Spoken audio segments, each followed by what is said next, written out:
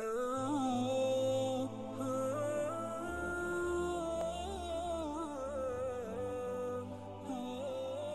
علیکم اللہ نبی بعد اما بعد اعوذ باللہ من الشیطان الرجیم بسم اللہ الرحمن الرحیم ان الصلاۃ تنہی عن الفحشاء والمنکر قال تبارک و تعالی اقیموا الصلاۃ وآتوا الزکاۃ وارکعوا مع الراکعین۔ صدق اللہ العظیم۔ دین کے بنیادی 5 ارکان ہیں، ان کا کل بھی مفتی صاحب نے ذکر کیا تھا۔ درمیانی ان کو ستونوں کے ساتھ تشبیہ دی گئی ہے۔ خیمے کے 5 ستون، درمیانی ستون تو ایمان ہے، توحید ہے۔ جو 4 ستون باقی تھے، زکوٰۃ، نماز، روزہ اور حج۔ زکوٰۃ کے بارے میں کل بات ہوئی تھی، آج ہم نماز کے بارے میں بات کریں گے۔ یہ اسلام کے بنیادی ستونوں میں سے ایک ستون ہے۔ نماز کی وہ اہمیت ہے۔ نماز کے بارے میں حضور صلی اللہ علیہ وسلم جب مکہ میں تشریف فرما تھے، اللہ تعالیٰ ان کی طرف احکام نازل کرتے تھے تو وہ لوگوں کو بتاتے تھے، لیکن نماز کی فضیلت ایسی ہے کہ اللہ رب العزت نے جب نماز کا ہدیہ یا تحفہ اپنے محبوب کو دینا چاہا تو اللہ تعالیٰ نے اپنے محبوب کو اپنے پاس عرش پر بلایا ہے۔ نماز یہ معراج کی رات میں حضور صلی اللہ علیہ وسلم کو تحفتاً دی گئی ہے۔ جب نماز کا حکم آیا، حضور صلی اللہ علیہ وسلم نے صحابہ کرام کو آ کر نماز کے بارے میں بتایا۔ صحابہ کرام ایسے خوش ہو گئے کہ ہمیں اللہ تعالیٰ سے باتیں کرنے کا، اللہ تعالیٰ سے مانگنے کا، اللہ تعالیٰ سے کلام کا موقع مل گیا۔ یہ ان کی خواہش تھی۔ تو حدیث میں آتا بھی ہے کہ جب انسان یہ کوشش کرے کہ میں اللہ تعالیٰ سے باتیں کروں تو وہ نماز پڑھے، جب یہ اگر وہ چاہے کہ اللہ تعالیٰ مجھ سے باتیں کرے، میں اللہ تعالیٰ سے باتیں کروں، تو پھر وہ قرآن مجید پڑھے۔ تو نماز یہ ایسا ہے کہ اللہ تعالیٰ سے مانگنے کا ایک ذریعہ ہے، براہ راست ہم اللہ تعالیٰ کی بارگاہ میں ہوتے ہیں۔ تو 5 وقت کی نماز اللہ رب العزت نے ہر مسلمان بالغ مرد عورت پر فرض کی ہے کہ وہ اپنے اوقات میں، اور اس کے اوقات بھی بتائے ہیں حدیث مبارکہ میں، اپنے اوقات کے مطابق وہ نماز ادا کرے۔ تو مرد حضرات کے لیے نماز جماعت کے ساتھ اور عورت اپنے گھروں میں ادا کرے گی۔ تو مرد حضرات اگر جماعت سے رہ گئے ہیں تو وہ پھر انفرادی اپنی نماز ادا کریں گے۔ تو نماز کے بارے میں حضور صلی اللہ علیہ وسلم نے فرمایا ہے کہ نماز اگر جماعت کے ساتھ پڑھی جائے تو 27 درجے یا 25 درجے زیادہ ثواب ملتا ہے، اگر اکیلے پڑھی جائے تو وہ 25 درجے کم ہوتی ہے۔ اور جو تکبیر اولیٰ کے ساتھ، یعنی جب امام اقامت کے بعد پہلی تکبیر اللہ اکبر کہتا ہے، اس کے ساتھ اگر 40 دن تک انسان شریک ہوتا رہے تکبیر اولیٰ کے ساتھ نماز میں، تو حضور صلی اللہ علیہ وسلم نے فرمایا ہے کہ اس کو 2 پروانے ملتے ہیں۔ ایک پروانہ کہ وہ نفاق سے بری ہوتا ہے، کہ وہ شخص منافق نہیں ہوتا، اور دوسرا پروانہ کہ وہ جہنم سے اس کا چھٹکارا ہو جاتا ہے۔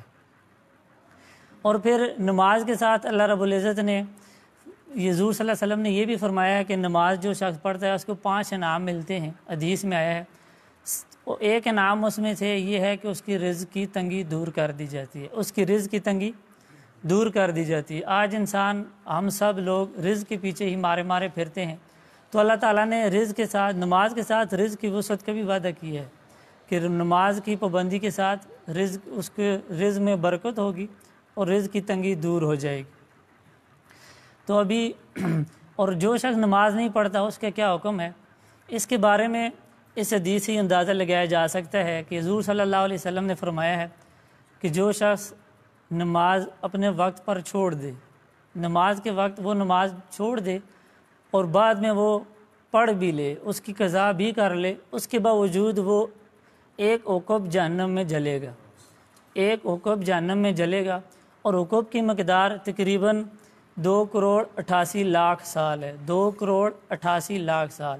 یہ اس صورت میں ہے جب انسان جان بوجھ کے نماز وقت پہ چھوڑ دے اور بعد میں پھر وہ اس کی قضا بھی کر لے، اور جو شخص قضا نہ کرے تو اس کا پھر کیا ہوگا، یہ اس حدیث سے انسان خود ہی اندازہ لگا سکتا ہے۔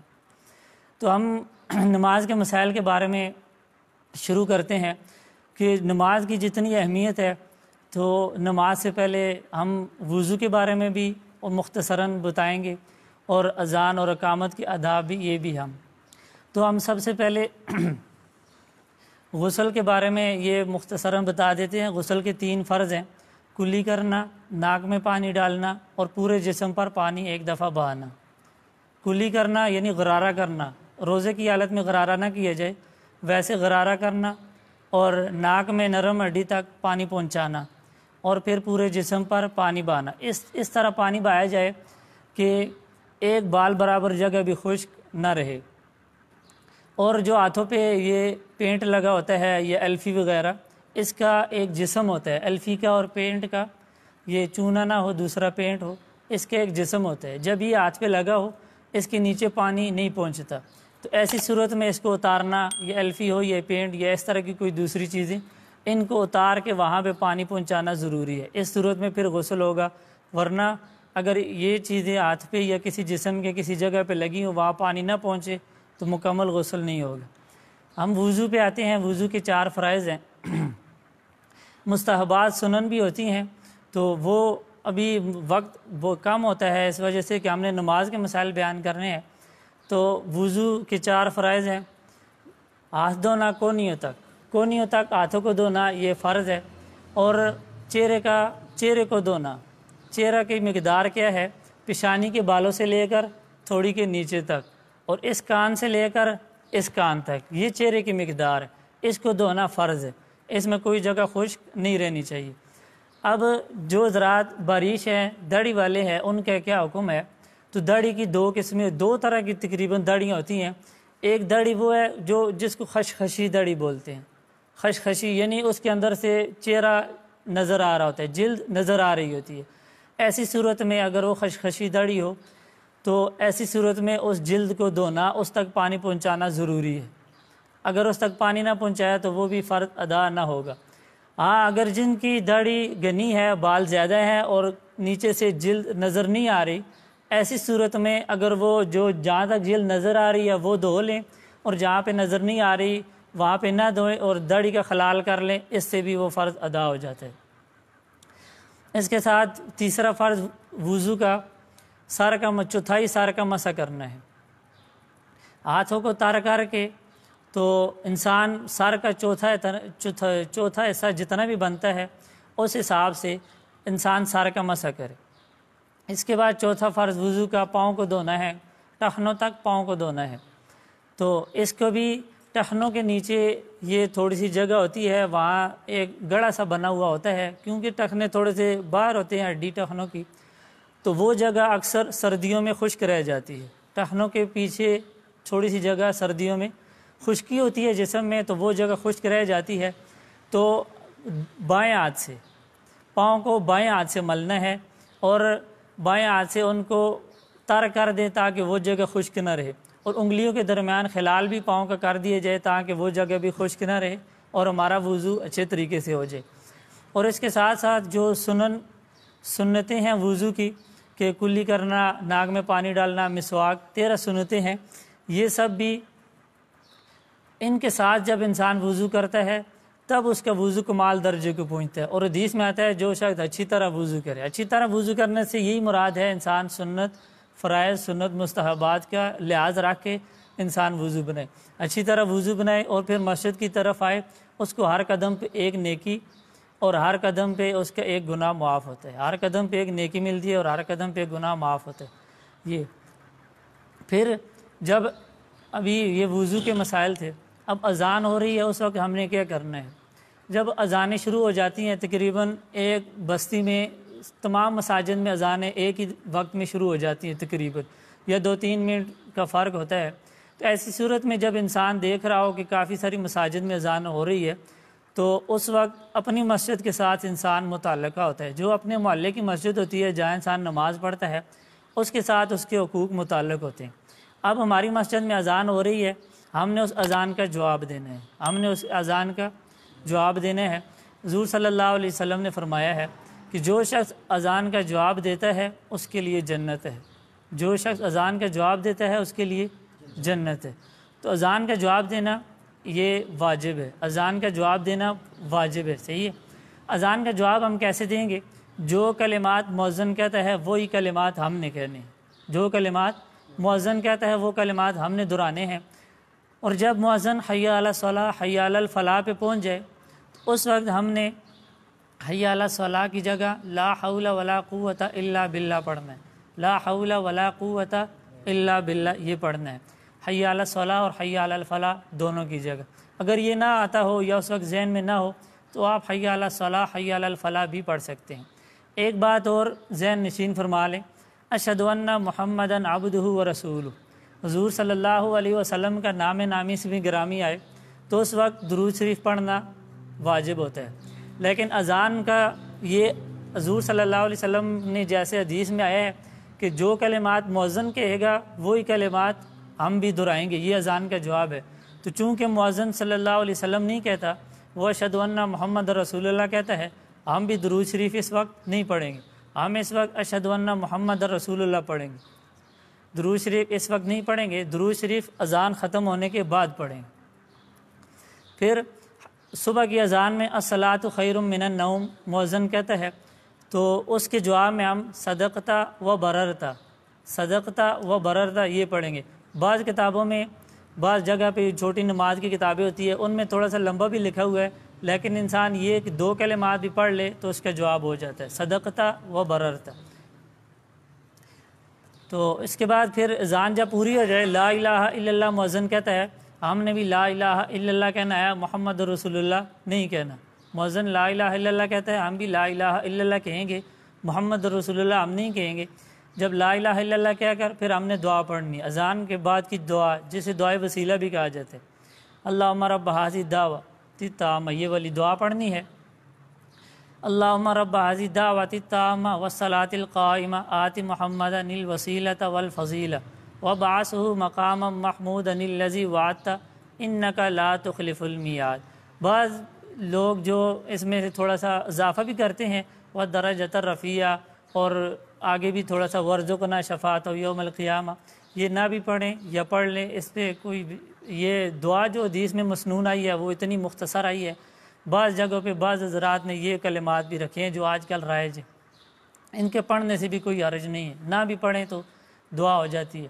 حدیث میں ہے جو شخص اذان کا جواب دیتا ہے اس کے لیے جنت ہے، اور جو شخص اذان کے بعد یہ دعا پڑھتا ہے اور اس کے بعد درود شریف پڑھتا ہے، یہ دعائے وسیلہ پڑھ کے بعد درود شریف پڑھتا ہے، تو اس کے لیے حضور صلی اللہ علیہ وسلم قیامت کے دن شفاعت کریں، قیامت کے دن اس کے لیے شفاعت کریں۔ یہ اذان کے مسائل ہیں۔ اس کے بعد جب اذان ہو جائے، اذان کا جواب معتبر تب ہوگا کہ جب انسان نماز کو آئے۔ ایک شخص اذان کا جواب دیتا ہے لیکن نماز کو نہیں آتا، نماز نہیں پڑھتا، اس کو اس اذان کا جواب معتبر نہیں ہوگا اور اس کا اجر نہیں ملے گا۔ اذان کا جواب کا مطلب یہی ہوتا ہے کہ وہ ہمیں بلا رہا ہے اور ہم آ رہے ہیں، تو وہ تو ہم کلمات دہرا رہے ہیں، ہم نماز کو جب آ گئے ہمیں اس کا اجر ملے گا۔ پھر اس کے بعد اقامت کی طرف ہم آتے ہیں۔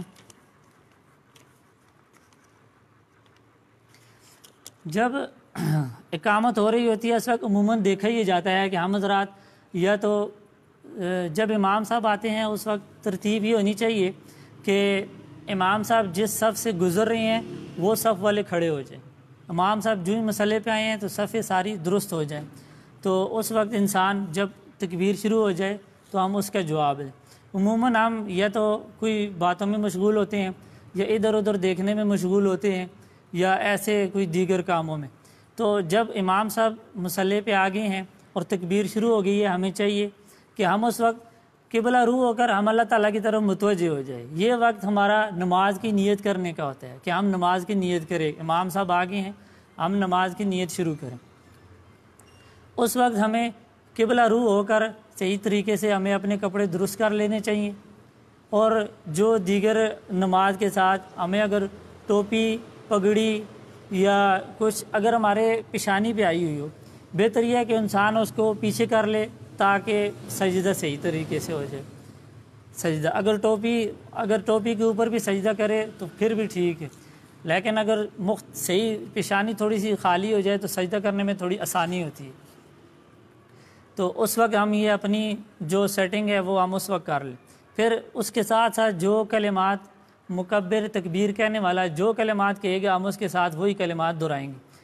پھر جب وہ حی علی الصلاۃ حی علی الفلاح کہے گا اس وقت ہم لا حول ولا قوت الا باللہ کہیں گے، لا حول ولا قوت الا باللہ کہیں گے۔ پھر جب مکبر کہتا ہے قد قامت الصلاۃ، اس وقت ہم اقامہ اللہ و ادامہا، اقامہ اللہ و ادامہا یہ ہم کہیں گے۔ پھر جب وہ پوری ہو جاتی ہے، پھر اس کے بعد ہم ادھر ادھر دیکھنے کے بجائے، اور بسا اوقات دیکھا ہی جاتا ہے کہ اس وقت ہم نیت شروع کر دیتے ہیں یا اس وقت ہم اپنے کپڑے درست کرنے لگ جاتے ہیں، تب تک امام صاحب ثنا پڑھ کے الحمدللہ سورۃ فاتحہ شروع کر چکے ہوتے ہیں، پھر ہم اس کے بعد اللہ اکبر کہہ کر ہم اپنی نماز پڑھتے ہیں۔ دیکھیں تکبیر اللہ کے ساتھ نماز پڑھنے کی فضیلت یہ تو میں نے پہلے آپ کے سامنے بیان کر لی ہے۔ تکبیر اللہ کیسے کہتے ہیں؟ جو امام سب سے پہلے یا ہم جو نماز شروع کرتے وقت اللہ اکبر کہتے ہیں، ہاتھوں کو اٹھاتے ہیں، اس کو تکبیر اللہ کہتے ہیں۔ تو فضیلت ہمیں حاصل کرنی ہے تو ہم تکبیر اللہ کے ساتھ نماز پڑھیں، تو اس وجہ سے ہمیں پہلے کپڑے درست کر لینے چاہیے اقامت کے دوران ہی، اور ہم فوراً نیت کر کے جب امام صاحب اللہ اکبر کہتے ہیں تو ہم اس کے ساتھ ہم بھی اللہ اکبر شروع کر دیں۔ تو پھر آگے جو نماز کے مسائل ہیں، آگے کیا کرنا ہے وہ تو ہم نماز کی جو صورت ہوگی، عملی شکل ہوگی، وہ بھی بیان کریں گے، اس میں ہی ساتھ ساتھ جو طریقہ کار ہوگا یا جو مسئلہ ہوگا وہ ساتھ بتائیں گے۔ تو ابھی ہم یہ بھی بتا دیں کہ منفرد اور مقتدی کہتے ہیں کہ جو امام کے ساتھ نماز پڑھ رہا ہو، امام صاحب جماعت کرا رہے ہوں، ہم امام صاحب کے ساتھ شامل ہیں تو ہم مقتدی ہیں۔ اور منفرد کہتے ہیں کہ جو اکیلا علیحدہ سے نماز پڑھ رہا ہو۔ تو ان میں نماز میں کچھ فرق بھی ہوتا ہے۔ وہ فرق کیا ہے؟ سب سے پہلی بات تو یہ ہے کہ جب ہم امام صاحب کے ساتھ نماز پڑھتے ہیں تو ہمیں قرات نہیں کرنی ہوتی، ہم مقتدی ہیں اور امام ہمارا جو ہے وہ قرات کر رہے ہوتے ہیں۔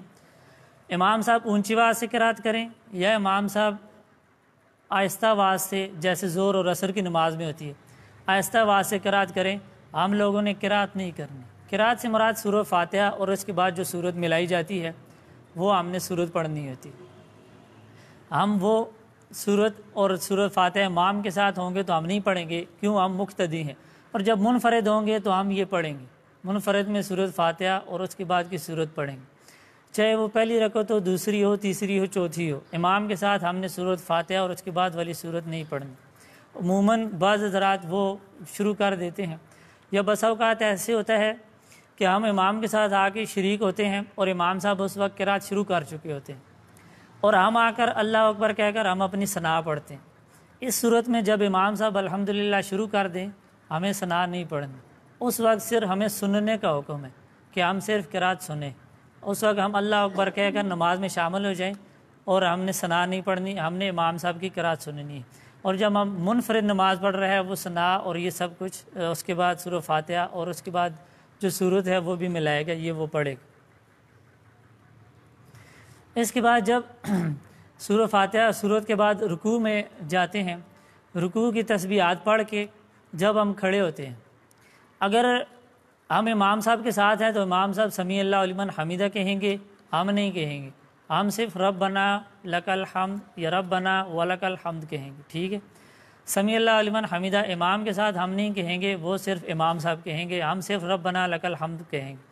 اور جب منفرد یعنی اکیلا آدمی نماز پڑھ رہا ہے تو اس وقت وہ دونوں کہے گا، سمیع اللہ لمن حمیدہ بھی اور ربنا لک الحمد بھی وہ پڑھے گا۔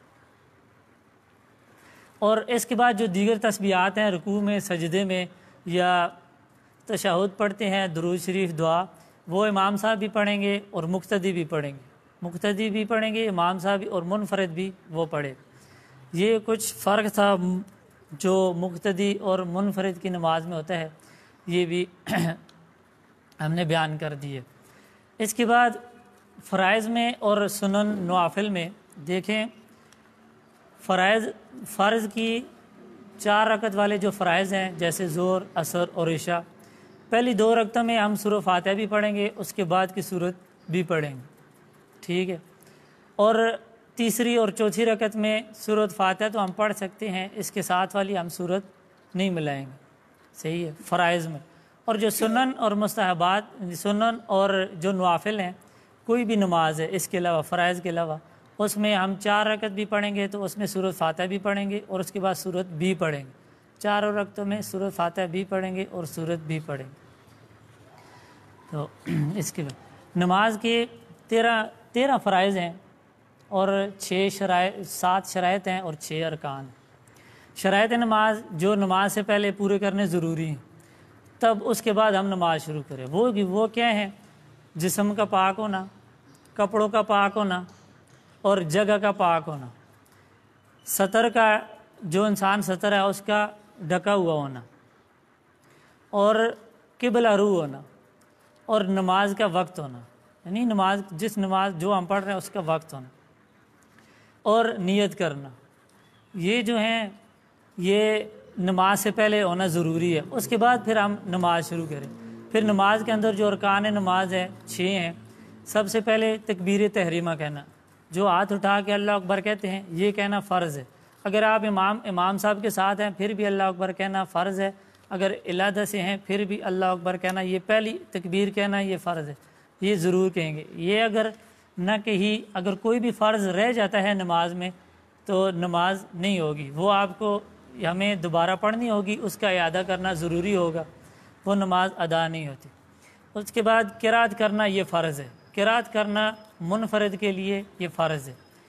امام جب مقتدی ہیں ہم تو اس وقت تو امام صاحب قرات کر رہے ہیں، سننے کا حکم ہے، اس وقت قرات ہم پہ فرض نہیں ہے، لیکن جب ہم اکیلے میں نماز پڑھ رہے ہیں اس وقت قرات کرنا یہ فرض ہے۔ پھر رکوع کرنا یہ فرض ہے، پھر 2 سجدے کرنا یہ فرض ہے، پھر اس کے بعد 2 رکعت کے بعد یا عقیدہ اخیرہ جو 4 رکعت کے بعد ہوتا ہے، یعنی اگر 2 رکعت والی نماز ہے تو اس کے بعد، اگر 4 رکعت والی نماز ہے تو 4 رکعت کے بعد جو عقیدہ اخیرہ جسے بولتے ہیں، یعنی ہم جو تحیات یا تشہد میں بیٹھتے ہیں دوزانو ہو کر، وہ تشہد کی مقدار بیٹھنا فرض ہے۔ تشہد جتنی دیر میں انسان تشہد تحیات للہ یہ پڑھ سکتا ہے، اتنی دیر بیٹھنا یہ فرض ہے۔ تو اس کے ساتھ ساتھ اگر کوئی بھی فرض رہ جائے تو نماز نہیں ہوتی۔ نماز کے کچھ واجبات بھی ہیں۔ واجبات کی صورت یہ ہوتی ہے کہ اگر واجب رہ جائے، اگر واجب تو جان بوجھ کے انسان چھوڑ دے، اس صورت میں نماز کا اعادہ ضروری ہے، دوبارہ نماز پڑھنی ضروری ہے۔ اگر بھولے سے وہ اگر رہ جاتا ہے تو اس کے اعادے کی صورت یہ ہے کہ انسان سجدہ سہو کر لے، سجدہ سہو اس کے اعادے کی ضرورت ہے۔ وہ صورت میں جب انسان بھولے سے کرے، جان بوجھ کے کرے، تو اس صورت میں سجدہ سہو سے وہ نماز پوری نہیں ہوگی، سجدہ سہو کرنا ضروری ہوگا۔ سجدہ سہو کیسے کریں گے، کس طرح، اس کے مسائل وہ انشاءاللہ مفتی صاحب ہفتے والے دن ان کے درس میں یہ بات شامل ہے، وہ ہفتے والے دن سجدہ سہو کے اور دیگر مسائل بیان کر دیں گے۔ تو اب واجبات کیا ہیں کہ سورۃ فاتحہ پڑھنا یہ واجب ہے فرض کی پہلی 2 رکعتوں میں، اور جو دیگر نمازیں ہیں جیسے سنت یا نوافل ہیں ان کی ہر رکعت میں سورۃ فاتحہ پڑھنا یہ واجب ہے۔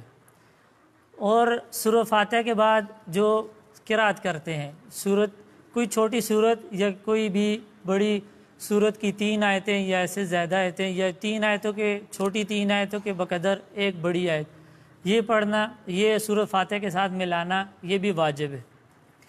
پھر ہم جب رکوع میں جاتے ہیں، رکوع سے سیدھا کھڑا ہونا، جسے ہم قومہ بولتے ہیں، سیدھا کھڑا ہونا یہ بھی واجب ہے۔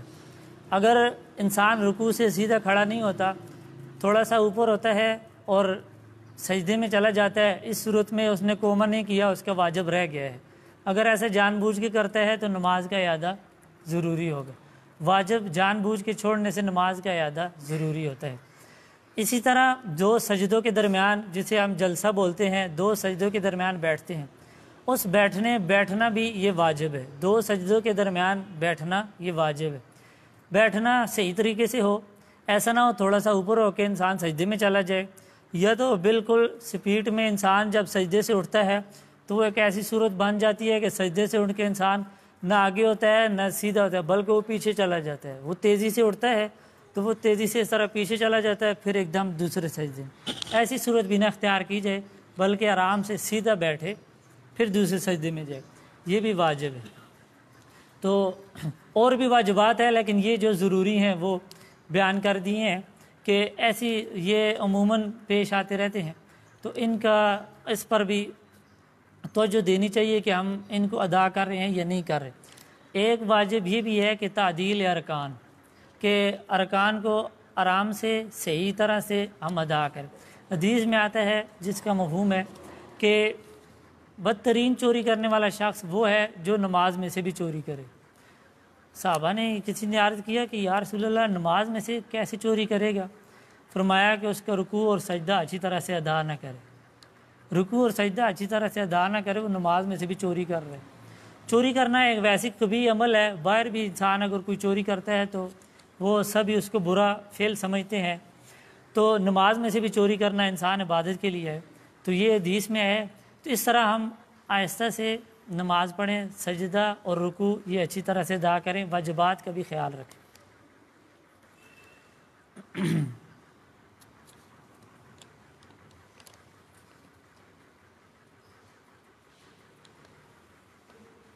اس کے ساتھ ساتھ ایک بات یہ دیکھی گئی ہے کہ ہم نے شروع سے جب نماز یاد کی ہے، ہم نے سورہ فاتحہ کے بعد سورۃ اخلاص یاد کی ہے۔ سورہ فاتحہ کے بعد ہم نے سورۃ اخلاص یاد کی ہے، قل هو اللہ احد اللہ الصمد لم یلد ولم یولد ولم یکن لہ کفوا احد۔ ہم ہر رکعت میں یہی سورت پڑھتے ہیں۔ 4 رکعت والی نماز زور کی 10 رکعت پڑھتے ہیں، 12 پڑھتے ہیں، 12 رکعتوں میں ایک ہی سورت پڑھ رہے ہوتے ہیں۔ تو ایسا نوافل میں اگر انسان ایسا کرے تو پھر بھی صحیح ہے، سنت میں بھی۔ فرائض میں اگر انسان ایسا کرے تو تھوڑا سا مناسب نہیں ہے۔ ایک مسلمان کے لیے ویسے بھی ضروری ہے کہ قرآن پاک کا کچھ حصہ اسے یاد ہونا چاہیے۔ حدیث میں ہے کہ وہ دل ویران ہے جس میں قرآن کا کوئی حصہ نہیں ہے، وہ دل ویران ہے، ویران گھر کی طرح ہے جس میں قرآن کا کوئی حصہ نہیں ہے۔ چھوٹی چھوٹی صورتیں ہیں، 8-10 صورتیں، 15-20 صورتیں، یہ ہمیں یاد ہونی چاہیے تاکہ ہم ہر رکعت میں علیحدہ صورت پڑھیں اور ہمیں ثواب زیادہ مل جائے۔ اس طرح حدیث میں ہے کہ سب سے بہترین اللہ تعالیٰ کو جو نماز محبوب ہے وہ رات کو لمبی لمبی رکعتیں پڑھنا ہے۔ اب لمبی رکعتیں کیسے پڑھے گا؟ ایک شخص نماز کے لیے کھڑا ہو گیا، اس کو اگر 10 صورتیں یاد ہیں، وہ ایک رکعت میں 10 صورتیں پڑھ لے، دوسری رکعت میں بھی وہی 10 پڑھ لے، تو 10 صورتوں کے ساتھ نماز لمبی تو ہوتی ہے نا۔ یہ اللہ تعالیٰ کو پسند ہے۔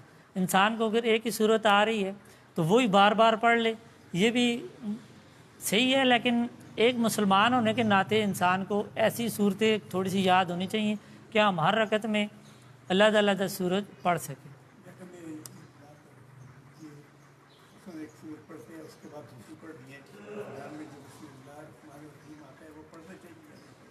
اگر وہ پڑھ بھی لیں ٹھیک ہے، نہ بھی پڑھیں پھر بھی ہاں جی، بسم اللہ جو 2 صورتیں پڑھنی ہیں اس کے درمیان میں اگر بسم اللہ پڑھ بھی لیں پھر بھی صحیح ہے، اگر نہ پڑھیں پھر بھی صحیح۔ تو یہ ہمیں اسی قرآن مجید کا بھی کچھ حصہ یاد کرنا چاہیے تاکہ ہم علیحدہ علیحدہ صورتیں پڑھ سکیں۔